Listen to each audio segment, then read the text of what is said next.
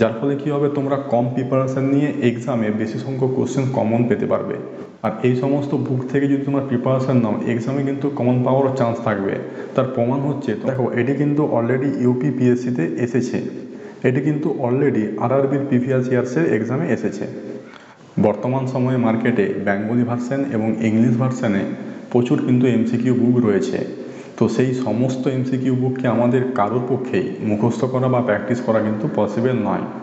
তো আমাদেরকে কি করতে হবে, সেই প্রচুর ভান্ডার থেকে 2টো বা 3টে এমসিকিউ বুককে চুজ করতে হবে এবং সেখান থেকে কিন্তু আমরা মুখস্থ করব বা প্র্যাকটিস করব।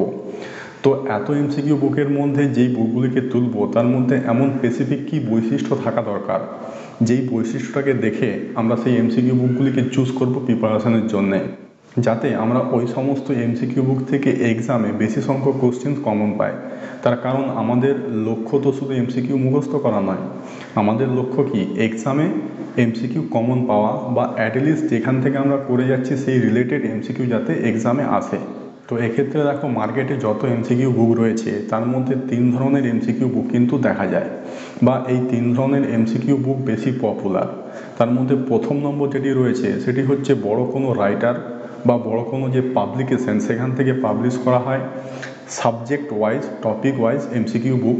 সেখানে ওরা কী করে, নিজের থেকে এমসিকিউ বানায়, একদম ফ্রেশ এমসিকিউ, মানে কোনো প্রিভিয়াস ইয়ার্সে এসেছে সেখান থেকে টুকে দিয়েছে এমন কিন্তু নয়।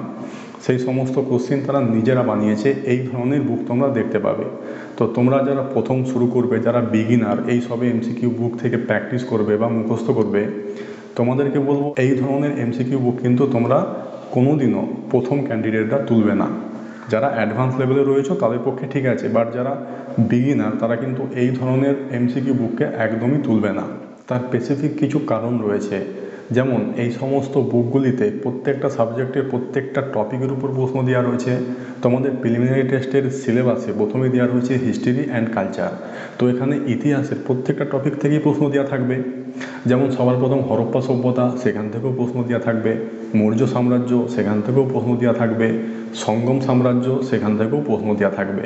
কিন্তু এখানে পয়েন্ট হচ্ছে, এই যে সঙ্গম সাম্রাজ্য, এখান থেকে কিন্তু কোনো এক্সামেই প্রশ্ন আসে না।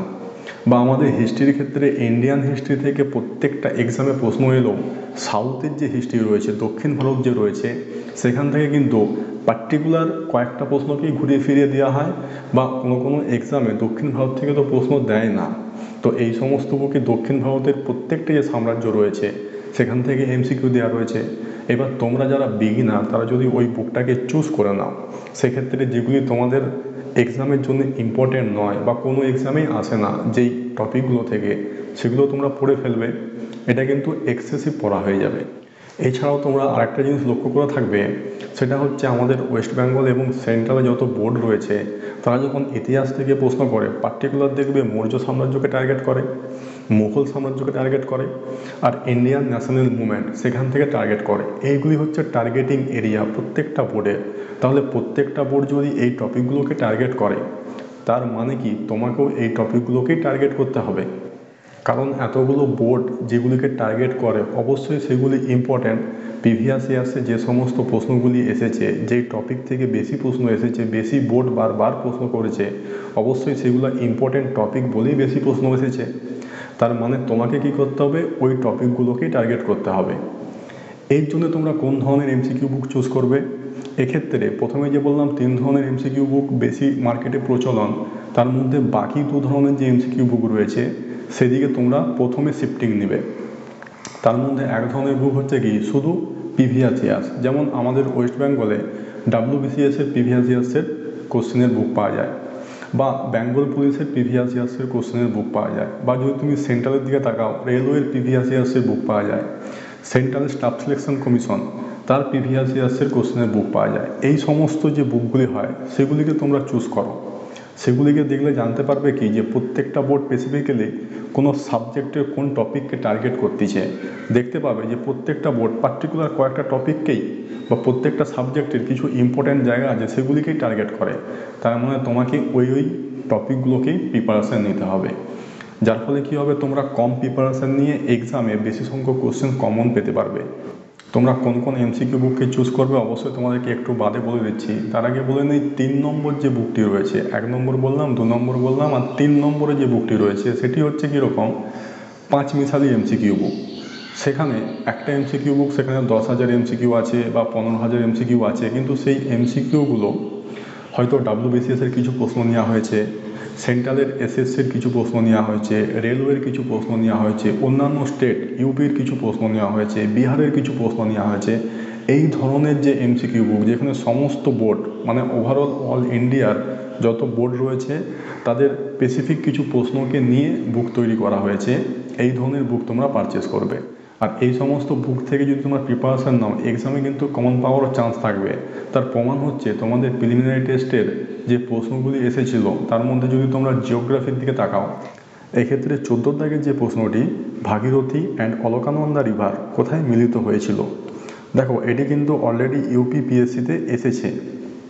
এছাড়াও যদি আরেকটি আমরা দেখি জিকে সেকশনে 40 দাগের প্রশ্ন, সেখানে দেওয়া রয়েছে ইন্ডিয়ান টেলিভিশন সেন্টার কোথায় রয়েছে। এটি কিন্তু অলরেডি আরআরবির প্রিভিয়াস ইয়ার্সের এক্সামে এসেছে। তাই তোমরা এই ধরনের এমসিকিউ বুক থেকে যদি প্রিপারেশান নাও, সেক্ষেত্রে কী হবে, হয় তোমরা এক্সামে ডাইরেক্ট কোশ্চেন কমন পেয়ে যাবে, বা দ্বিতীয়ত আরেকটা জিনিস ঘটতে পারে, যেহেতু বিভিন্ন বোর্ড এই সমস্ত জায়গা থেকে প্রশ্ন করেছে তার মানে কি এগুলো ইম্পর্ট্যান্ট, আর এর রিলেটেড যে টপিক সেটাও ইম্পর্ট্যান্ট। তোমরা এই সমস্ত কোশ্চেন পড়ে গেলে এর রিলেটেড যে ইনফরমেশান সেগুলো যদি পড়ে যাও, তাহলে কিন্তু তোমরা ডাইরেক্ট কমন না পেলেও ইনডাইরেক্ট কোশ্চেন তোমরা কমন পেতে পারো। তো এবারে তোমাদেরকে কয়েকটা বুক সাজেশন করে দেই। যেমন তোমাদেরকে 2 নম্বরে বললাম কি শুধুমাত্র প্রিভিয়াস ইয়ার্স, মানে এক একটা বোর্ড বা এক একটা এক্সাম তারই প্রিভিয়াস ইয়ার্স। এক্ষেত্রে আমাদের ওয়েস্ট বেঙ্গলের WBCS-এর জন্য প্রচুর বুক রয়েছে, বেশি দাম নয়, 150 টাকা 200 টাকার যে সমস্ত বুকগুলি পাওয়া যায় সেগুলিকে দেখতে পারো। বা যারা সেন্ট্রালের, যাদের ইংলিশ ভার্সনে কোনো অসুবিধে নেই, তারা সেন্ট্রালের কিরণ পাবলিকেশনের যে এসএসসি প্রিভিয়াস ইয়ার্সের বুকটি হয় সেটিকে দেখতে পারো। বা বর্তমান সময়ে রেলের প্রিভিয়াস ইয়ার্সের জন্য একটি বুক ভালো চলছে ওয়াইসিটির যে বুকগুলি রয়েছে রেলের জন্যে সেগুলিকে তোমরা দেখতে পারো। এক্ষেত্রে ওয়াইসিটি কী করেছে, প্রত্যেকটা সাবজেক্ট ওয়াইজ আলাদা আলাদা করে একটা বুক বের করেছে, যেমন জিকের জন্য আলাদা করে দিয়েছে, সায়েন্সের জন্য আলাদা করে দিয়েছে। এই সমস্ত বুকের লিঙ্ক আমি ডিসক্রিপশন বক্সে দিয়ে রাখবো, তোমরা চাইলে পারচেস করতে পারো। এবারে আসি 3 নম্বর, মানে 3 ধরনের বুকের মধ্যে 3 নম্বরে যে বুকটি রয়েছে, যেমন বললাম 5 মিসালি বুক, মানে বিভিন্ন এক্সাম বিভিন্ন বোর্ডের প্রশ্নপত্রকে দেওয়া রয়েছে। এরকম যদি তোমরা বুক চাও, বেঙ্গলি ভার্সনে এই মুহূর্তে দেখলাম তপতি পাবলিকেশন থেকে পেশ করা হয়েছে বাংলা ভার্সনে 20,000 এমসিকিউ। এখানে কিন্তু বিভিন্ন প্রিভিয়াস ইয়ার্সের প্রশ্ন দেওয়া রয়েছে, এটি তোমরা দেখতে পারো। বা যদি ইংলিশ ভার্সনে কারো অসুবিধা না থাকে, সেক্ষেত্রে তো অনেক বুক রয়েছে, তোমরা আরিহান্টের 14,000 নিতে পারো, দিশা পাবলিকেশনের 10,000 নিতে পারো, পিয়ারসনের ইংলিশ ভার্সনের বুকটি দেখতে পারো, এটি ভীষণ ভালো বই। এছাড়া তরুণ গোয়াল স্যারের যে 15,000 এমসিকিউ রয়েছে এই বুকটি তোমরা দেখতে পারো। তোমাদেরকে বলবো এই পিয়ারসন বা তরুণ গোয়াল এই দুটি বুককে ফলো করতে, যাদের ইংলিশ ভার্সনের কোনো অসুবিধে নেই। প্রত্যেকটা বুকেই ভালো, কিন্তু আমার চোখে এই দুটি বুককে বেশি ভালো লেগেছে, তাই তোমাদেরকে রেফার করলাম। তার মানে এই নয় দিশা বা আরিহ্যান্ট খারাপ। তো তোমরা যদি এই বুকগুলি থেকে প্রিপারেশান নাও বা এই ধরনের যে সমস্ত বুক আরও রয়েছে সেখান থেকে প্রিপারেশান নাও, তাহলে প্রথমেই যে বললাম হয় ডাইরেক্ট কমন পেতে পারো, বা তোমরা ইনডাইরেক্টভাবে ওই টপিকগুলোর রিলেটেড যে ইনফরমেশান, রিলেটেড যে টপিক সেখান থেকেও কিন্তু তোমরা এক্সামে কমন পেতে পারো। তো এটাই ছিল আজকের ভিডিও, যে এই বৈশিষ্ট্যগুলোকে দেখেই তোমরা মার্কেট থেকে কিন্তু বুক চুজ করবে।